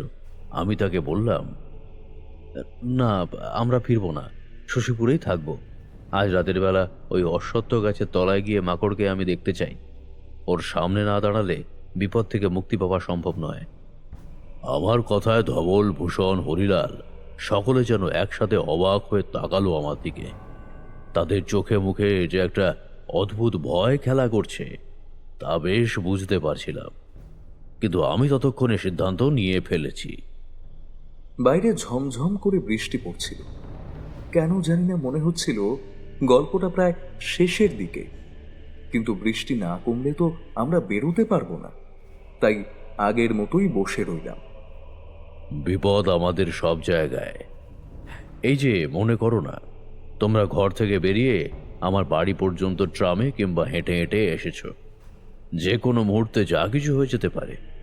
তাছাড়া ঘরের ভিতরেও তো আমরা সুরক্ষিত নই। ধরো তুমি ঘরের বিছানার ঘুমাচ্ছ, আর কোনো একটা সাপ তোমার ঘরে জানালা দিয়ে ঢুকে ঠিক তোমাকেই কামড়ালো। আবার মনে করো তুমি ঘরে এমনি শুয়ে রয়েছো, কোথাও কিছু নেই, হয়তো ছাদের কোনো অংশ কিংবা চাল ভেঙে তোমার গায়ের উপর পড়ল। বিপদ আমাদের সব জায়গাতেই, ঘর থেকে বের হলেও বিপদ, ঘরের ভিতরে থাকলেও বিপদ। কিন্তু আসল ব্যাপারটা হলো সেই বিপদকে ভয় না পেয়ে তার মোকাবিলা করা। আমি বুঝতে পেরেছিলাম ধবলের মৃত্যুর কারণ হবে একমাত্র তার ভয়। সেই মাকড় তার শরীর থেকে রক্ত চুষে নিচ্ছে এবং জীবনী শক্তি শুষে নিচ্ছে, এই একটাই ভাবনায় তাকে আরো ভেঙে দিয়েছিল। তাই সে লড়াই করতে পারবে না। আমি যখন জেনেছি আমাকে কিছু একটা করতেই হবে, হরিলাল বলল, রাতের বেলা গাছের তলা থেকে সকলে দূরে থাকার চেষ্টা করবেন সাধু বাবা। সেদিন ওই বাবু এখানে এসেছিল আর এই ভুলটাই করেছিল। আমি আগেই বলেছিলাম, কিন্তু আমার কথা বোধহয় সে খেয়াল করেনি। কিন্তু আপনি জেনে শুনে। তোমাদের কাউকে আমার সঙ্গে আমি আসতে বলছি না। তোমাদের যদি কারো ভয় থাকে তাহলে তোমরা গরুর গাড়ি নিয়ে এগিয়ে যেতে পারো, কিন্তু আমাকে ওইখানে যেতেই হবে, না হলে ধবলের এই বিপদের কোনো সুরাহা হবে না। ধবল ফ্যাকাশে মুখে তাকিয়ে রইল আমার দিকে। তারপর একটু দূরে সেই গাছটাকে দেখতে পেলাম আমরা। ধবল থমকে দাঁড়িয়ে আস্তে আস্তে বলল, সাধু বাবা, সাধু বাবা, আপনাকে বলেছিলাম না 3 বার আমি ওকে দেখতে পেয়েছিলাম, দ্বিতীয়বার এই গাছটাতে দেখতে পেয়েছিলাম। হ্যাঁ, দ্বিতীয়বার এই গাছটাতে দেখেছিলাম। এই গাছের কাছে মাটির উপরে বসে রয়েছে এক সাধু, ঠিক তার পেছনে গাছের উপরের দিকে বসে রয়েছে ওই 2টো নীল চোখওয়ালা মাকড়। সে সাধুকে ধরার চেষ্টা করছে কিন্তু পারছে না, আর তারপরে সে আমার দিকে ছুটে এসে আমায় ধরলো। তোমার স্বপ্ন এবং জাগরণের সঙ্গে জড়িয়ে রয়েছে মাকড়ের অতৃপ্ত আত্মা, তার প্রতিহিংসা সবকিছু তাকে এমন শক্তিশালী করে তুলেছে। সাধুর অভিশাপে সে এমন কিছু হয়েছে যাতে অতৃপ্ত আত্মার শক্তি এবং তার সঙ্গে অন্য কোনো এক ক্ষমতা সে পেয়েছে। আজ রাতে আমরা এখানেই থাকবো। ভূষণ আর হরিলাল থাকবে গাড়িতে। গাড়িটা গাছতলা থেকে একটু দূরের দিকে থাকবে, ঠিক আছে? সবাই রাজি হলো। আমরা গরুর গাড়িতে বেশি সময় কাটিয়ে দিলাম। সন্ধ্যা হয়ে অন্ধকার নেমেছে। তার একটু পরেই আমি আর ধবল গাড়ি থেকে বেরিয়ে গেলাম। ধবল যেন উত্তেজনায় রীতিমতো কাঁপছে। প্রচণ্ড ভয় পেলে যেমন হয় ঠিক তেমনটাই। আমি তার কাঁধে হাত রেখে বললাম, আজ রাতে তোমায় ঠিকভাবে থাকতে হবে, না হলে কিন্তু ক্ষতি হয়ে যাবে। তোমার জন্যই কিন্তু এইখানে আসা ধবল, সে কথা ভুলে যেও না। বাবা মা মারা যাওয়ার পর একা হয়ে পড়েছিলাম অনেক দিন। তারপরে ভূষণের সঙ্গে এসে থাকা, তার সঙ্গেই ব্যবসা বাণিজ্য করা, কিন্তু এখন আবার যে একা হয়ে যাওয়ার একটা ব্যাপার হয়েছে, তাই তাই ভয় পাচ্ছি। যদি যদি আমি মরে যাই সাধু বাবা, তাহলে কি হবে? আমি থাকতে এত সহজে তোমার ক্ষতি কেউ করতে পারবে না ধবল। তুমি নিশ্চিন্তে থাকো। তোমায় যেটা যেটা বলেছি তুমি সেইগুলো শুধু মনে রেখো। আজ রাতেই আমার কাছে শেষ সময়, তাছাড়া কিন্তু খুব বেশি সময় নেই তোমার জীবন বাঁচানোর জন্য। হাঁটতে হাঁটতে চলে এসেছি অসত্য গাছের কাছে। গাছের তলাটা কেমন যেন অন্ধকার হয়ে এসেছে। এখান থেকে আর কয়েক পা হেঁটে গেলেই সেইখানে যাব। আর একটু এগিয়ে গেছি, এমন সময় দেখি অশ্বত্থ গাছের তলায় ছায়ার মতো কি যেন একটা বসে আছে। আমি এগোতেই সেই ছায়াটা একপাশে সরে গেল। ধবল সেই গাছের তলায় অন্ধকারে বসে পড়ল। আমি এদিক ওদিক তাকিয়ে ভাবছি ব্যাপারটা কি হলো। ওই ছায়াটা যদি মাকড় হয় তাহলে কি সে আগে থেকেই এখানে চলে এসেছে? এমন সময় মনে হলো মাথার মধ্যে কে যেন কথা বলছে। একটা অদ্ভুত অচেনা গলায় কেউ বলছে, যেভাবেই হোক ওই মাকড়কে আজই শেষ করতে হবে, নইলে আমার অভিশাপ সকল মানুষের ওপর এত বড় ক্ষতি নামিয়ে আনবে তা আমি ভাবতেও পারিনি। আমি চোখ বন্ধ করলাম, মনে মনে বললাম, কিন্তু আপনি কোথায়? আপনিই তো ওকে অভিশাপ দিয়ে এমন করেছিলেন। আমি এখন অনেক দূরে আছি, তবে ওই মাকড়ের আশেপাশে কেউ এলে আমি তা অনুভব করতে পারি। তাদের সঙ্গে যোগাযোগ করার চেষ্টা করি, কিন্তু পারি না। তোমার সঙ্গে যোগাযোগ করতে পেরেছি, তার মানে তোমার কিছু ক্ষমতা আছে। আমি আজ রাতে ধবলকে বাঁচানোর জন্য এসেছি।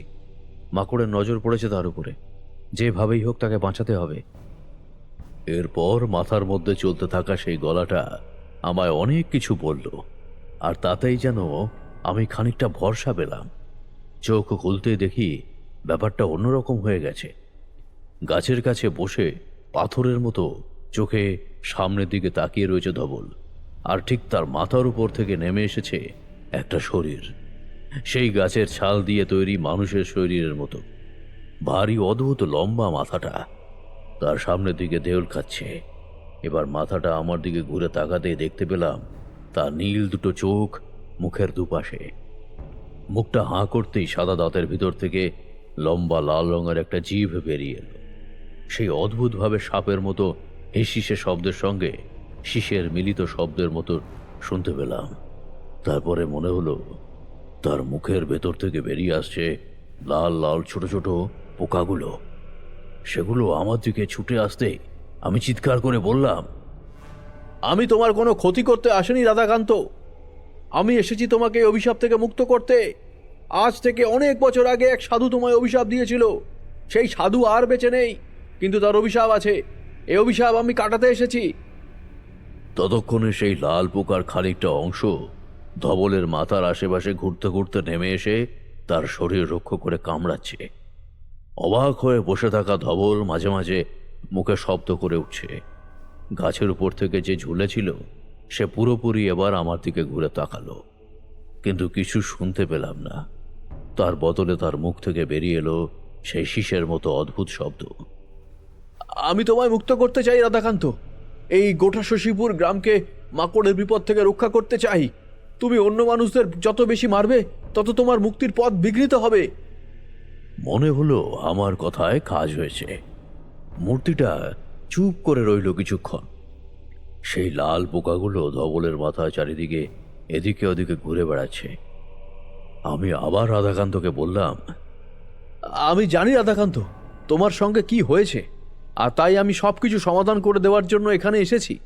ধবলকে ছেড়ে দিলেই আমি তোমায় সাহায্য করার চেষ্টা করতে পারবো। ছায়াটা চুপ করেছিল, উল্টো হয়ে আস্তে আস্তে নেমে আসছিল মাটির দিকে, কিন্তু মাটির উপর পড়ার সঙ্গে সঙ্গেই সে কেমন যেন হয়ে বসলো। আমি চুপ করে দেখছিলাম। আকাশে চাঁদের আলো রয়েছে, তবুও কোমরের কাছে আমি একটা মশাল গুঁজে এনেছিলাম। ছোট, কিন্তু আগুন জ্বালালে আগুনটা বড়ই হবে। আমার দিকে সে তাকিয়ে রয়েছে। এতক্ষণ তার দিকে তাকিয়ে দেখলাম সে আস্তে আস্তে মুখ তুলেছে। প্রথমবার দেখতে পেলাম তার মুখটা আগের মতো ভয়ঙ্কর নয়, একটা মানুষের মুখ, আর সেই মুখে ফুটে উঠেছে কথা। যে অভিশাপ আমি পেয়েছি আমি তার যোগ্য ছিলাম, কিন্তু কিন্তু এইভাবে অন্যের রক্ত পান করে জীবনের শক্তি নিয়ে এইভাবে বেঁচে থাকতে আমি আর পারছি না। সাধু কি তোমায় ঠিক এমন অভিশাপ দিয়েছিল, নাকি অন্য কিছু হয়েছিল? সেদিন আসলে কি হয়েছিল আমায় বলো। আমার বউ বাপের বাড়ি চলে যায়। আমি সেই সাধুর ওপর রাগ করে সেদিন সন্ধেবেলায় গাছের তলায় আসি, দেখি সাধু এখানে নেই।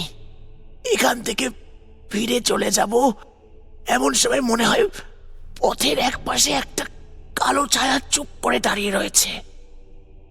আমার মাথায় রাগ ছিল, এগিয়ে গিয়ে তাকে বাজে ভাষায় গালিগালাজ করে হাত তুলে মারতে যাব, এমন সময় দেখি সেটা কোনো মানুষ নয়, আরো লম্বা একটা ছায়া, তার সাদা ফ্যাকাশে মণিহীন চোখ। আমি আমি কিছু বুঝে ওঠার আগেই সে আমার গলা চেপে ধরলো। তারপর অবলীলায় আমার শরীর নিয়ে তুলে মাটিতে এক আছাড় দিতেই আমার আমার ঘাড়টা ভেঙে গেল। সাধু অভিশাপ দিয়েছিল বটে, কিন্তু সেই অভিশাপ সম্পন্ন হওয়ার আগে আমার মধ্যে ঢুকে পড়ল কোনো এক অশুভ শক্তি। যখন জ্ঞান ফিরল, মনে হলো গোটা শরীর কেমন যেন হালকা হয়ে গেছে। গায়ের দিকে তাকাতেই দেখতে পেলাম জন্তুর শরীরের মতো আমার শরীরটা লাগছে। তারপরে তারপরে যেন আস্তে আস্তে সবকিছু কেমন কেমন যেন বদলে গেল। আলো গায়ে লাগাতে পারছি না, ভালোভাবে যেন গায়ে আলো পড়লেই পুড়ে যাচ্ছে। রাতের অন্ধকারে বাইরে বেরোতে লাগলাম। কাউকে দেখলেই বড় রক্ত খেতে ইচ্ছে করছে। তার আশেপাশে গেলেই ব্যাপারটা হয়ে যেত। আর আর এইভাবেই ধবল এতক্ষণ চুপ করে মাটির উপর বসেছিল। এতক্ষণে সে যেন সম্বিত ফিরে পেয়ে বলল, না, কিন্তু সেদিন যখন আমি এখানে এসেছিলাম তখন একটা জালের মতো দেখেছিলাম। মাকড়সার জালের মতো গাছের চারপাশে ছিল। সেটা কি ছিল? কোথায় ছিল সেই জাল? ওই জালে মাকড় আমার আমার আত্মাকে বন্দি করে ওই অভিশাপকে কাজে লাগিয়ে দুই মিলিয়ে এক শক্তিশালী আত্মা তৈরি করেছে। কিন্তু আমার কথায় সবকিছু হয় না। আমার ইচ্ছেতে কথাটা বলতে বলতে এক প্রচণ্ড ধাক্কায় পিছনের দিকে ছিটকে গিয়ে পড়ল সেই শরীরটা। যেন মনে হলো কেউ তাকে ধাক্কা দিল।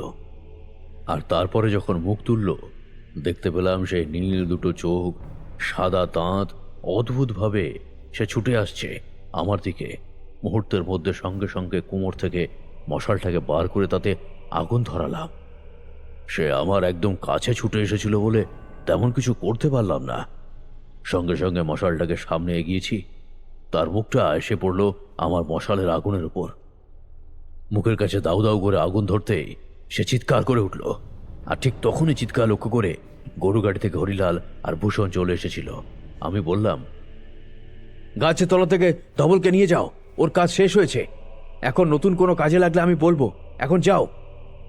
তাড়াতাড়ি এই অবস্থার মধ্যে ওরা ধবলকে তুলে নিয়ে গরুর গাড়ির দিকে চলে যেতে লাগলো।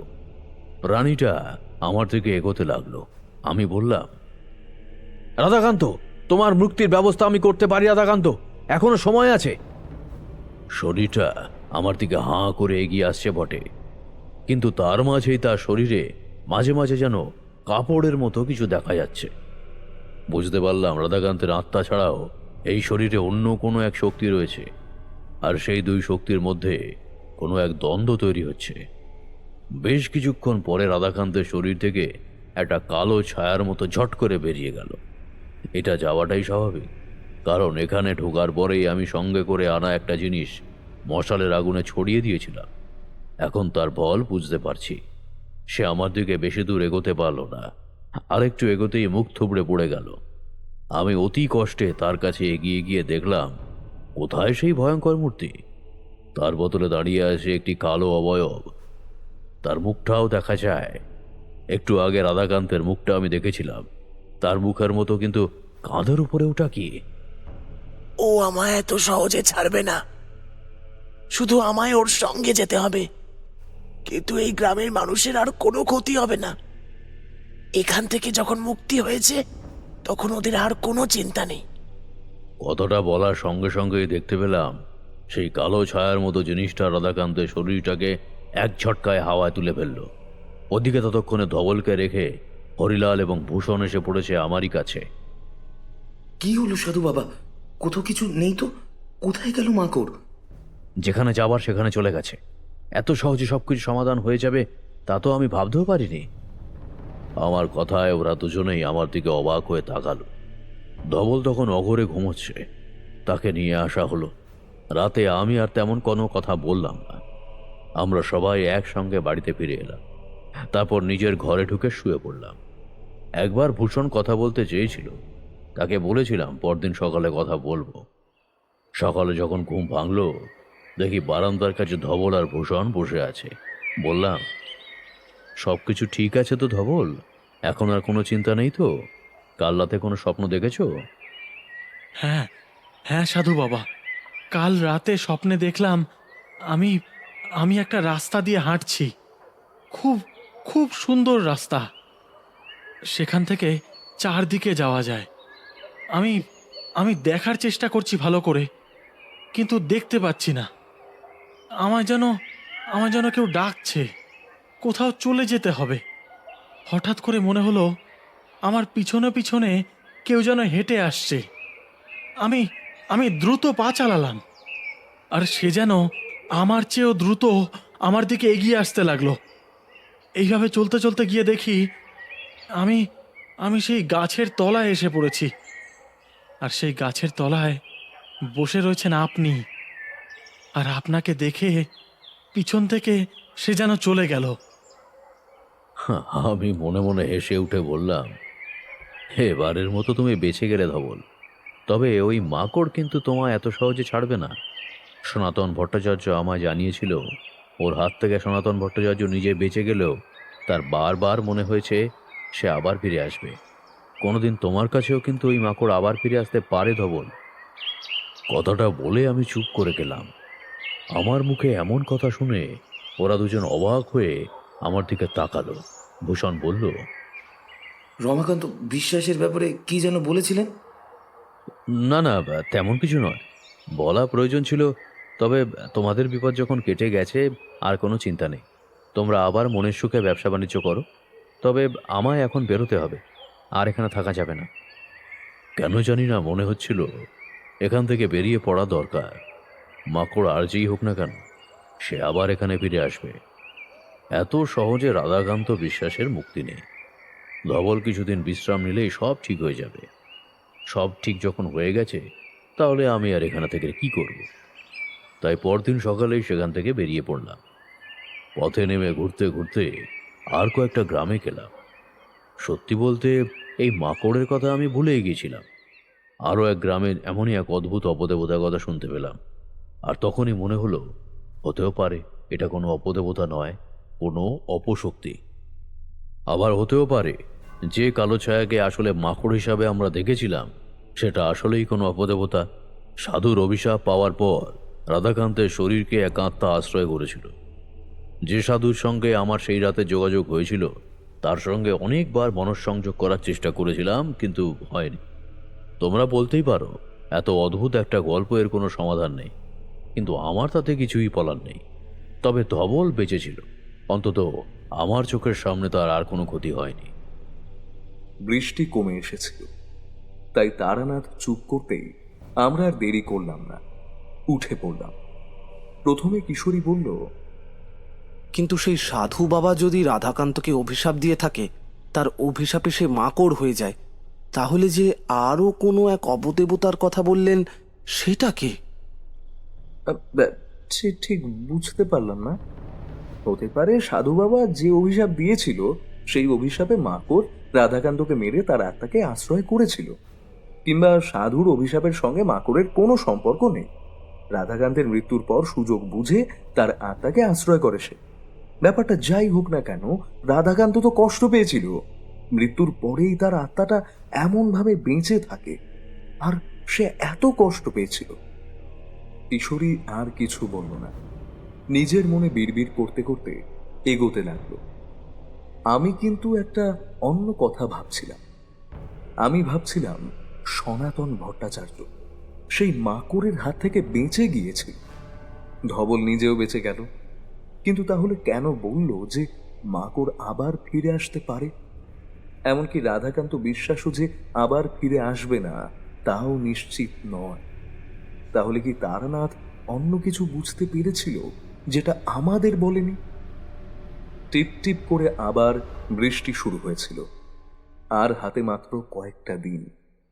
দূর থেকে ঢাকের আওয়াজের সুর যেন কানে ভেসে আসছে। কিশোরী আর আমি দ্রুত এগোতে লাগলাম। এখন পুজোর সমারোহে বৃষ্টিতে ভিজে জ্বর বাঁধিয়ে কোনো লাভ নেই, কিন্তু আমি আর কিশোরী এগোতে এগোতে বিদ্যুৎ চমকের মতো একটা কথা মনে পড়ে গেল। তারানাথ বলেছিল, রাতের বেলা অশ্বত্থ গাছের তলায় যাওয়ার সময় সে একটা কালো ছায়াকে দেখতে পেয়েছিল, অথচ সেটা মাকড় নয়। তাহলে সেটা কে ছিল? এটাই কি তাহলে সেই অপদেবতা? তাছাড়া ধবল সেই গাছের তলায় গিয়ে কি করেছিল যার জন্য তাকে মাকড় ধরল? অনেক প্রশ্নের উত্তর পাওয়া গেল না। তবে সেসব একপাশে সরিয়ে রেখে মনে মনে নিশ্চিন্ত হলাম এটা ভেবেই যে তারানাথ থাকতে কোনো বিপদ হতে দেয়নি কারো। বৃষ্টি জোরে নেমেছে। আমরা একরকম দৌড়াতে লাগলাম ট্রাম রাস্তার দিকে। সামনে পুজো আসছে। পুজো যেমন আসছে তেমন অনেক খরচও আছে। তবে অফিস থেকে তো আর পুজোর জন্য আলাদা করে টাকা পয়সা দেওয়া হয় না। তবে বোনাসের কথা শুনেছিলাম, আমি ঠিকই জানি